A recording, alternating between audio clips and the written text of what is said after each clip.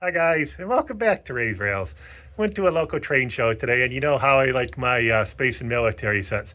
I was able to pick up a 3830 Submarine car. I've been looking for this car, I don't know, about 3 years, and I finally picked one up at the show. I was also lucky to pick up the 3419 helicopter launching car. I thought these were both pretty good deals. One thing that was interesting about this Submarine car, the first vendor, I actually made the vendor an offer. She didn't accept it.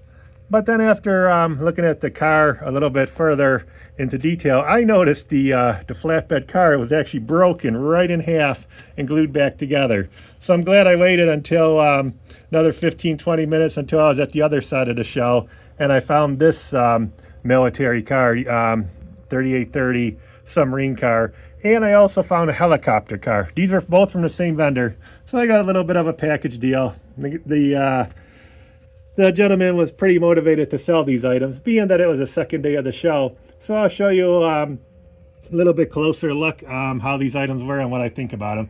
But like I said, you can see I have some of my space and military set sprawled out on the table here. A few of the engines, cherry picker, the missile cars, missile launching cars, the platforms, cabooses, all the other intricate cars that made, and they have different firing mechanisms. And I find out all these are they make very good display pieces, and they're a lot of fun to have in the collection. So here we have the 3419 helicopter car. This one was manufactured between 1959 and 1965. You can see there's a little bit of damage done to the tail on this one. Most of my cars, like I said, I run them, and eventually, I don't know, stuff like that happens. One thing on the other side of this car, you can see the little stuff is cracked there. But other than that, you can see it's really dirty, and it has the original helicopter on it. That's one thing that's important to me. It's not the fancy one with the two blades on that.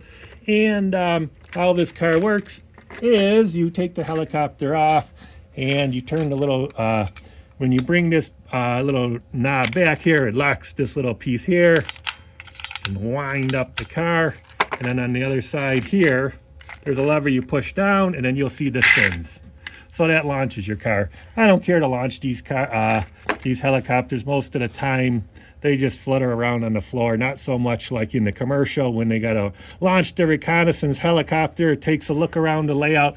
You want to know where the enemy is, and then it returns to base. Usually they just bounce off the ceiling. But yeah, I think they're a great addition to your layout. And they're, if you could find them for a cheap price, they'll make a great addition. Now this car, I'm really glad I did wait to buy it. The 3830 Submarine car. This car was manufactured between 1960 and 1963.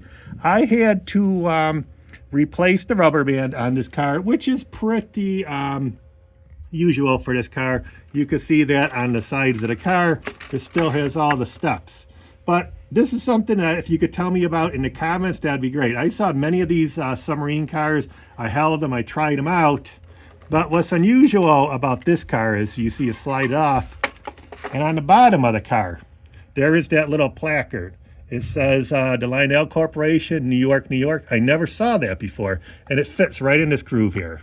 So you can let me know, is that something that's unusual or something that this car came with? Usually that's just a cutout there, and behind there, as you can see, a rubber band. The only thing is with that cover on there, it's hard to replace that rubber band. And if you look in that car, it also has the styrofoam in there because this toy was made to go in water.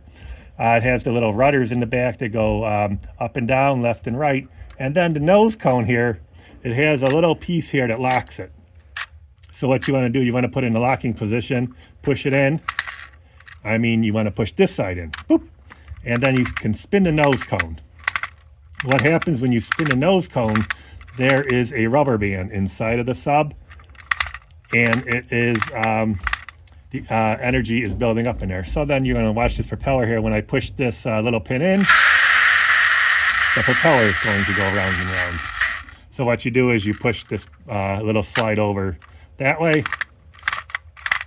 give the nose 30-40 turns, depending on what kind of rubber band in there. I just have a standard rubber band. It's not about a 1/4 inch thick, and then you can push this side. And then the propeller in the back goes around. So you can see it still has the two little towers here. It has the periscope that goes up and down. Sometimes that's missing. And I think that looks really great. So you can see there's the little placard on the bottom one more time. And when you want to put this sub on the car, it has these two little wires here that, I don't know, you put some tension on the little bottom piece here, the little groove. You can slide your submarine car on there. And you can put it right back on the car. I think that looks pretty good. I actually have my gantry crane. I might put it over there. It could look like it's loading the submarine onto the flatbed car. That's another thing we can do with that.